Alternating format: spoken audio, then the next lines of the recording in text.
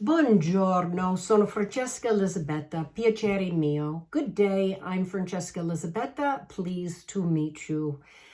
I am a certified travel coach. I am one of the ambassadors through the Travel Coach Network to Italy. I am a certified uh, travel specialist for the country of Italy through the Italian National Tourist Board. And I'm dual citizen, and I lived there for 15 years full-time, but was traveling there for, it's a total of 27 years that I've been traveling. And I go to many other places other than Italy. I know other places too very well. I've been everywhere, and I continue to go everywhere. It's kind of an addiction.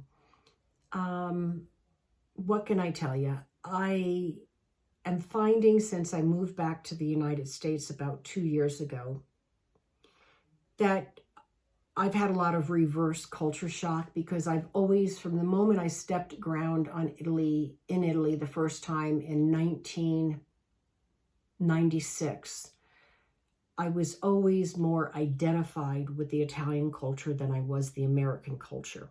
But I was raised by an Italian Bronx-born mother and my Italian grandmother and grandfather.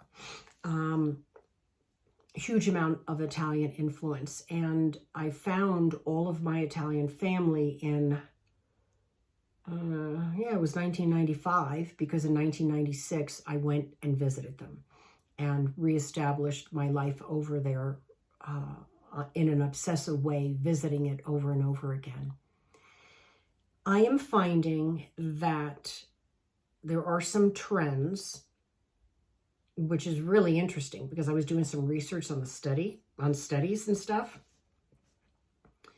There's a real movement, and I've been on this movement all along because I'm single, divorced since my open heart surgery in 2006.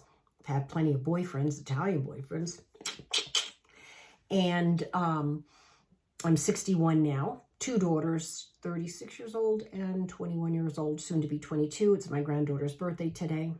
She's 4. So I'm going to go into a birthday party here with a bunch of little rugrats in a little bit. I've been teaching my granddaughter Italian. I'm finding that, I got derailed off of my career path of being a certified investment consultant, real estate, securities, insurance, and investment licenses for 25 years, and went into disability when I was, I think, 44. Had my heart valve get screwed up with the pregnancy at 40, and then by 44 I was having open heart surgery and complications. So I ended up being forced off the hamster wheel. But for women who have not become disabled and stayed on that hamster wheel, which is easily 15, 16 years, I'm in the time warp, coming back into the United States, and I see these women are retiring. A lot of the observations that I am making is they're so used to conforming to societal pressures here in the United States of being an obedient wife, an obedient employee, a selfless, not serving yourself for your children, that they haven't really enjoyed their life as much as maybe they wanted to enjoy their life. And we are in this final phase of being 61. Well, I'm 61, 60 and older, the last, 1/3 of our life. If you're going to live till 90, it's 30, 30, 30.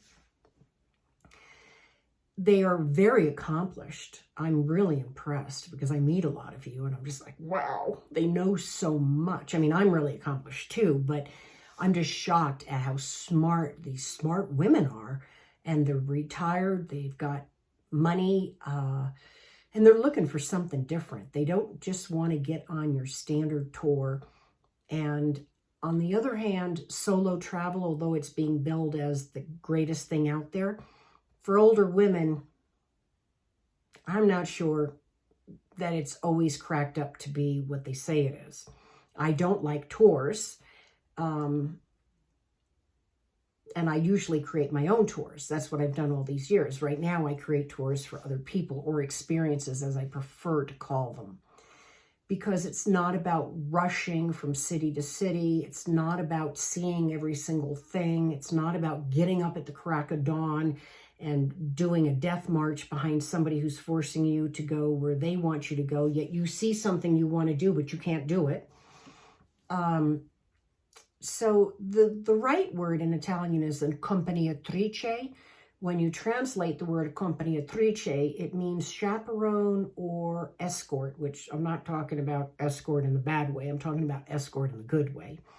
And so what I do is I set up small groups of women that want a level of autonomy and independence, but on the other hand, they want everything kind of being orchestrated, from assistance with being picked up at the airport. Then they arrive in a city, they only unpack once, they stay there so many days, the driver moves them around for so many days, but then they usually have about 3 days free. They can do what they want.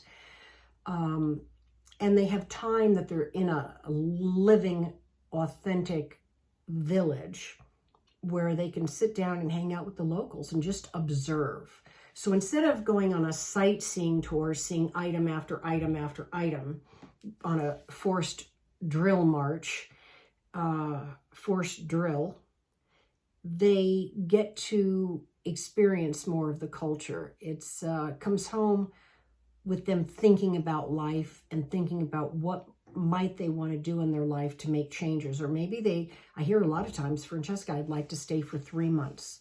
And so these are the kind of things that I help women with, because I've done it. I mean, I went to Mexico during COVID 2020. I was there 4 months. I was in Italy 6 months, America, I think 2 months, and then Mexico for 4 months. I've been to Thailand for a month at a time. I've been to Istanbul, Turkey. I think I was there about 3 weeks. I've been to all these countries. I've been in Paris for a month at a time. I can't help it. I don't want to go in and go out. And so I like finding a place that's the right type of location. I call it like la mia piazza, but that's an Italian word, which means my town square. But I try to use that approach in multiple cities, that you find one place that's comfortable to stay, and you know where the shops are for restaurants or cafes, transportation, and over the course of a month, you actually start meeting people, and you try to find where the locals are in English-speaking communities. And you'll find that there are many, many foreigners from around the world that come into each country, and they speak English. So even though you may not speak the language of the country you're going into, you can find English-speaking people in that country. And I am not talking about Americans. I'm talking about people from all over the world that speak English, even though English is not their mother tongue.